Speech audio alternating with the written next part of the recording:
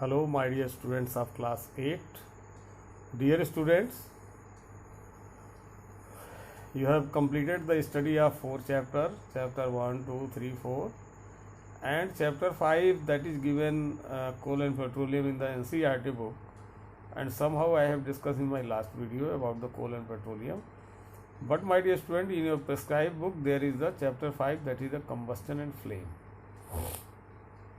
So students, this combustion and flame chapter, that is designed for you especially to understand about the burning and combustion, to differentiate between the combustion required for the conditions required for the consumption combustion, and to explain the different types of the combustion, and to distinguish the different zones of the flame, and to describe the different fuels. So student, as you know, in the early time, during the early time, probably humans amazed or frightened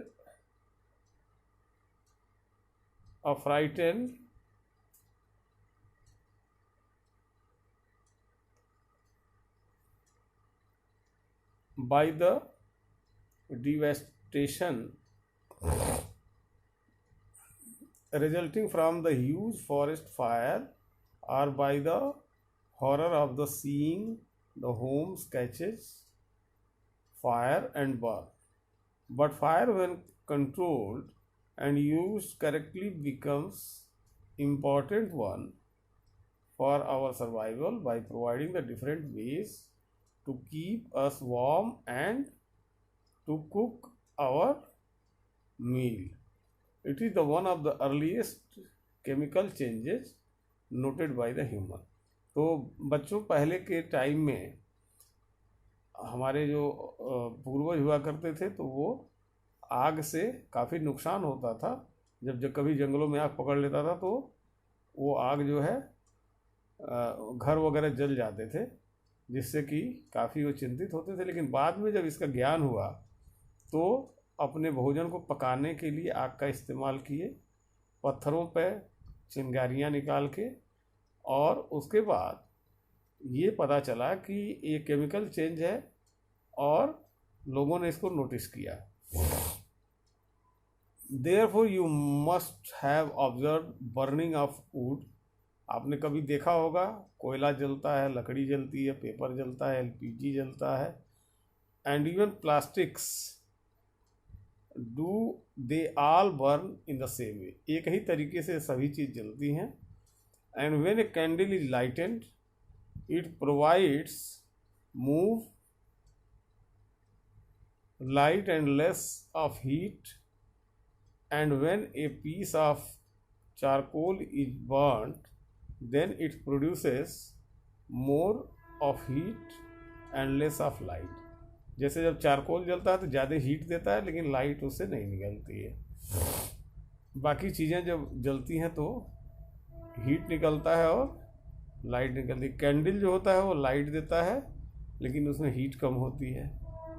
सो ये जो phenomena है, ये जितनी भी प्रक्रिया है बच्चों, तो ये प्रक्रिया कहलाती है कंबस्चन। कंबस्चन मीन्स ज्वलनशीलता या जलना, किसी भी चीज़ का जलना ऑक्सीजन की उपस्थिति में। Now see what is fire. सबसे पहले बच्चों, एंटोनी ने जब ऑक्सीजन का डिस्कवरी किया, oxygen that was an element, and it was discovered by the Anthony Leuser, and he realized that this new element was the missing piece of the puzzle needed to explain combustion. तो उन्होंने ये देखा कि ये जो नया आविष्कार हुआ है नए एलिमेंट का, इसमें कोई चीज़ मिसिंग है कंबस्चन को एक्सप्लेन करने के लिए। ही कैरिड आउट ए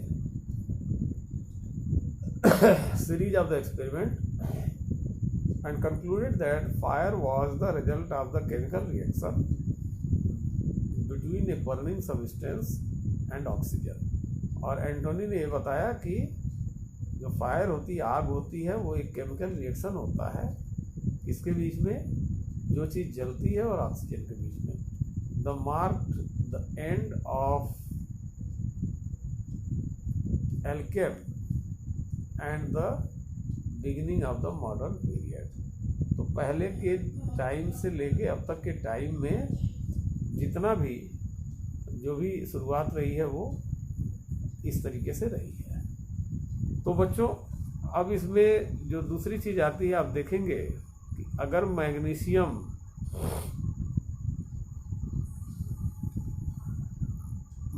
को जलाया जाता है, आग पकड़ाई जाती है, तो क्या बनता है?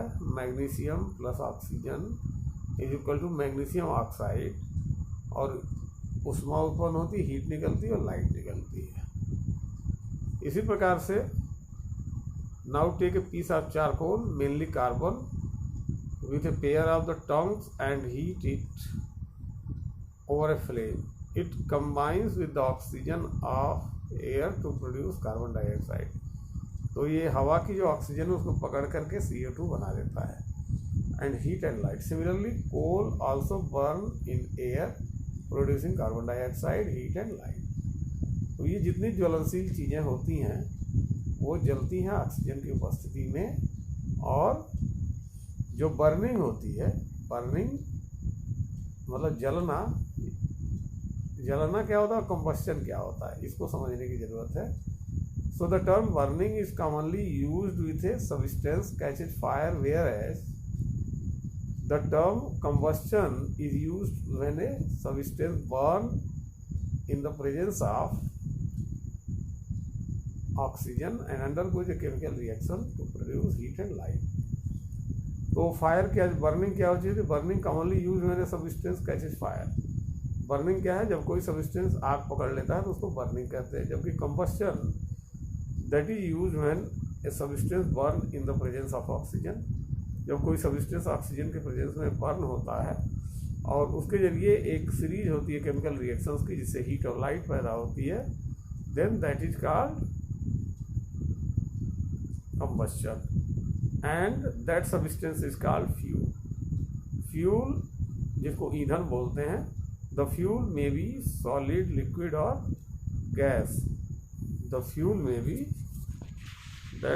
solid, liquid or gas. This one. So fuel तीन तरह के हो सकते हैं, या तो सॉलिड होगा, लिक्विड होगा या फिर गैस होगा. ठीक. So light may or may not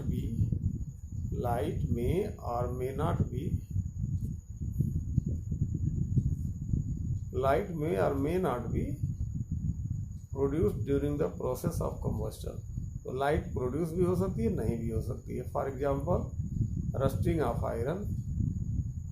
when iron reacts with oxygen to form iron oxide, during this slow combustion no light is produced.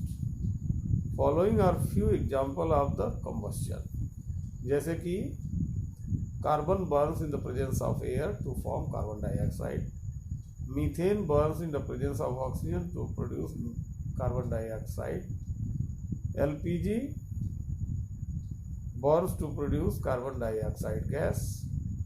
And from above example, the combustion, we find that the oxygen is necessary for the combustion and to take place. So oxygen is called supporter of combustion. In most of the cases of combustion, oxygen is provided by the air around us. So we say air is also a supporter of the combustion. So students, this is about the combustion and fire. That is the introductory part which you have seen here. And now there are the conditions essential for the combustion. कौन कौन सी अवस्थाएं होती हैं जो कि जरूरी हैं combustion के लिए? उसके लिए पहला है फ्यूल, दूसरा है ऑक्सीजन एंड तीसरा है ignition temperature. The ignition temperature can be defined as the lowest temperature which is needed to start fire and keep it burning. तो ये तीन चीज़ें आवश्यक होती हैं कंबस्शन के लिए। And now the combustible and non combustible substances, बहुत से ऐसे पदार्थ होते हैं जो कि which can burn to produce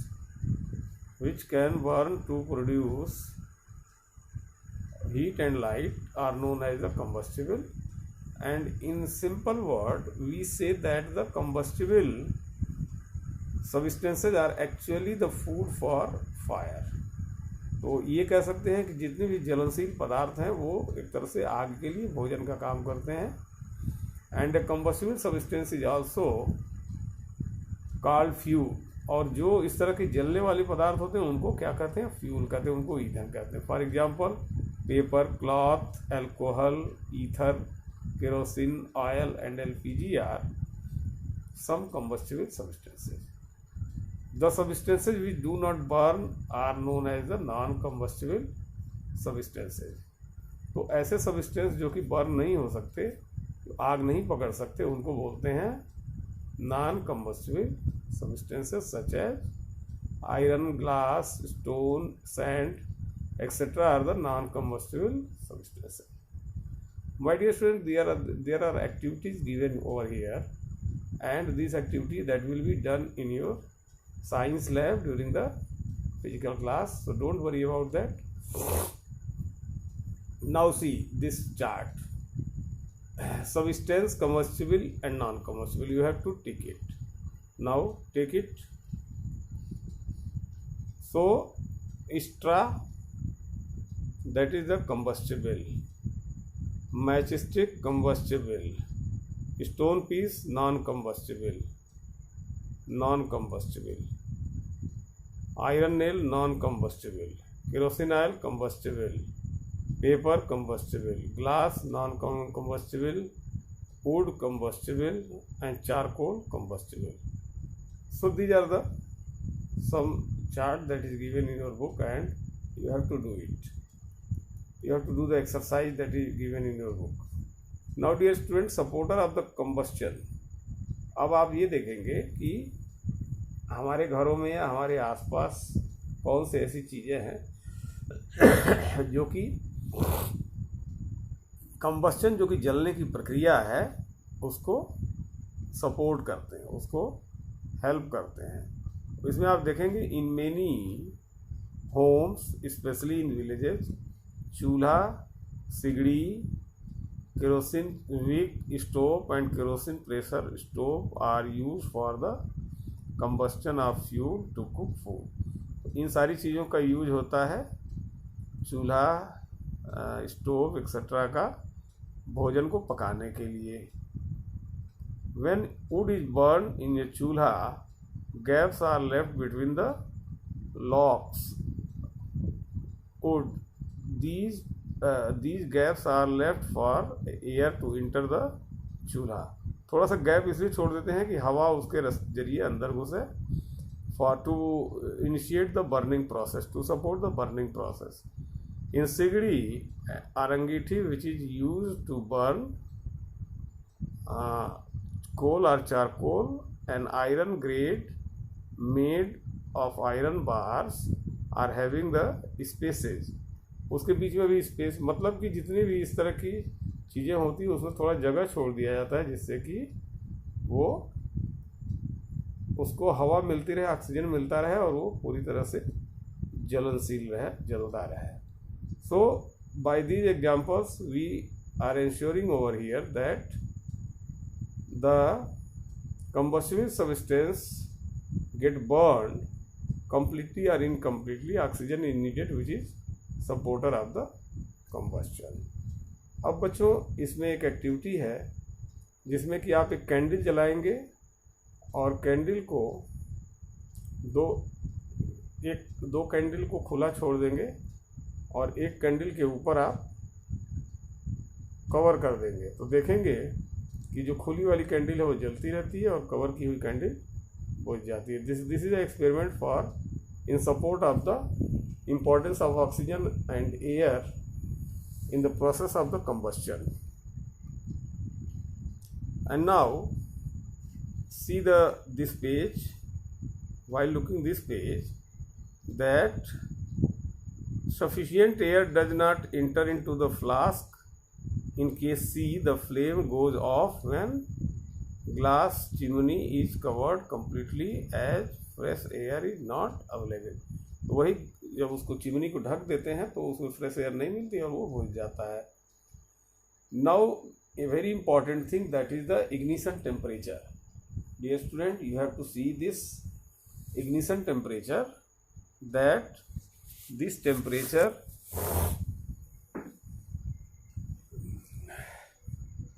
this ignition temperature is the temperature on which the fire or substance catch fire. That is the minimum temperature. So this minimum temperature at which the substance get fire, this minimum temperature at which the substance get fire, and